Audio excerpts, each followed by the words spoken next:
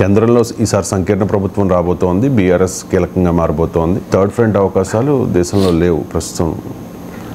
India కూటమిలో చేర్చుకోము కేసీఆర్ని అని చెప్పి రేవంత్ రెడ్డి చాలా స్పష్టంగా చెప్పేస్తున్న పరిస్థితుల్లో కేసీఆర్ వ్యాఖ్యలను ఎలా అర్థం చేసుకోవాలి? కేసీఆర్ థర్డ్ ఫ్రంట్ ఉంటుంది అన్నాడు. థర్డ్ ఫ్రంట్ ఉంటుంది.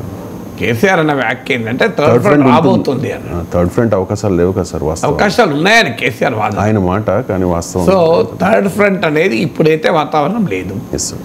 ఎన్నికల తర్వాత సీట్లతో ఏమవుతుంది ఎవరు చెప్పలేరు. యాజ్ ఆఫ్ టుడే ఉన్నది ఎన్డీఏ, ఇండియా కూటమి. ఆ తటస్థంగా ఉన్న కొన్ని పార్టీలు కూడా అటో ఇటో చేరిపోయాయి. ఉదాహరణకు ఒరిస్సాలో బిజు జనతా దళ్ లోక్సభలోనే ఎన్డీఏకు అనుకూలంగా అవిశ్వాస తీర్మానంపై ఓటు వేశాయి. బీజేపీతో పొత్తుకు కూడా చర్చలు జరిగి ఆగిపోయాయి. అందువల్ల ఎన్నికల తర్వాత అయినా బిజు జనతా దళ్ ఎన్డీఏలో చేరిపోతుంది.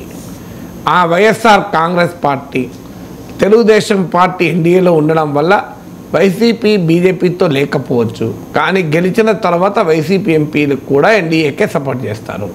ఒకవేళ మోడీ ప్రభుత్వం వచ్చే అవకాశం ఉంటే, అవకాశం లేదనుకో మరో రకంగా ఉంటారు. ఎందుకంటే వాళ్ళ బాధలు వాళ్ళకు ఉన్నాయి, వాళ్ళ సిబిఐ కేసులు, ఈడీ కేసులు.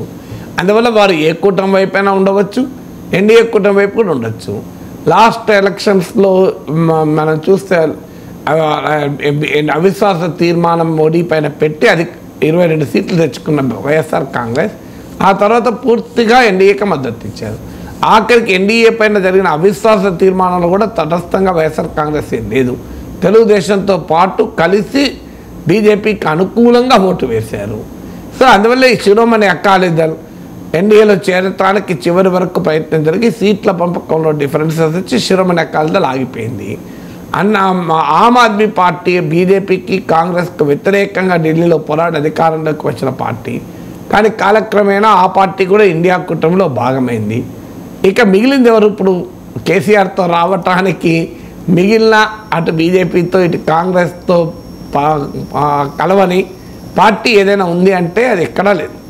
అందువల్ల థర్డ్ ఫ్రంట్ అనే స్కోపు ఎక్కడా కనబడలేదు. థర్డ్ ఫ్రంట్కు 270 సీట్లు వచ్చి 272 సీట్లు వచ్చి అధికారంలోకి వచ్చే వాతావరణమే లేదు. అందుకే బీజేపీకి 200 సీట్లకు లోపే వస్తాయి, కేంద్రంలో బీఆర్ఎస్ కూడా చక్రం తిప్పుతుంది, నామానాగేశ్వర మంత్రి అవుతారు అన్నప్పుడు దాని మీనింగ్ ఏమొచ్చింది? ఖచ్చితంగా బీజేపీకి మెజార్టీ రాదు, ఇతర పార్టీల అవసరం ఉంటుంది, మా అవసరం కూడా ఉంటుంది, అప్పుడు మేము వెళ్ళి బీజేపీతో కలుస్తాము, అప్పుడు మాకు మంత్రి పదవి వస్తాయని చెప్పినట్టు అయింది కేసీఆర్. ఇండైరెక్ట్గా కేసీఆర్ అసలు విషయాన్ని చెప్పేశాడు. సో అందువల్ల థర్డ్ ఫ్రంట్కు స్కోప్ అనేది లేదు. ఇండియా కూటమిలో కేసీఆర్ చేరడు అంటే ఇప్పుడున్న రాజకీయ పొందికలో చేరడు. ఎందుకు చేరడు అంటే తెలంగాణలో కాంగ్రెస్ ప్రభుత్వం ఉంది, కాంగ్రెస్ పార్టీకి ప్రధాన ప్రత్యర్థిగా అపోజిషన్ పార్టీగా మీకు బీఆర్ఎస్ ఉంది. అలాంటప్పుడు ఎట్లా చేరుతాడు? కానీ రేపు రాజకీయాలు మారి కాంగ్రెస్ వర్సెస్ బీజేపీగా పోటీ జరిగినప్పుడు అప్పుడు బీఆర్ఎస్ వ్యూహం మారచ్చు.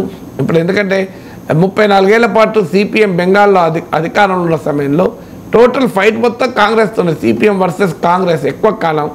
తర్వాత తృణమూల్ కాంగ్రెస్ ఫినామినల్ వచ్చింది, భారతీయ జనతా పార్టీ ఎమర్జ్ అయింది, నెంబర్ 1 పొజిషన్లో టీఎంసీ ఉంది, నెంబర్ 2 పొజిషన్లో బీజేపీ ఉంది. అప్పుడు సిపిఎం కాంగ్రెస్ కలిసి ఎన్నికల్లో పొత్తు పెట్టుకున్నారు. అందువల్ల రాజకీయాలు డైనమిక్గా ఉంటాయి, స్టాటిక్గా ఉండవు.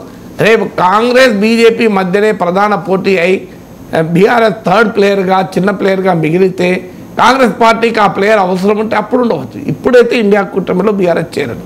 అందువల్ల చేరితే ఎన్డీఏలో చేరాలి, లేకపోతే ఎటు కాకుండా ఉండాలి. అందుకే ఎటు కాకుండా ఉంటే ఓట్లు రావనే కేసీఆర్ ఎన్డీఏలో కలుస్తామని చెప్పిన ఓట్లు రావు. బలం ఉండదు అన్న థర్డ్ ఫ్రంట్ అనేది అనే వాదన లేకపోతే ఓట్లు రావు.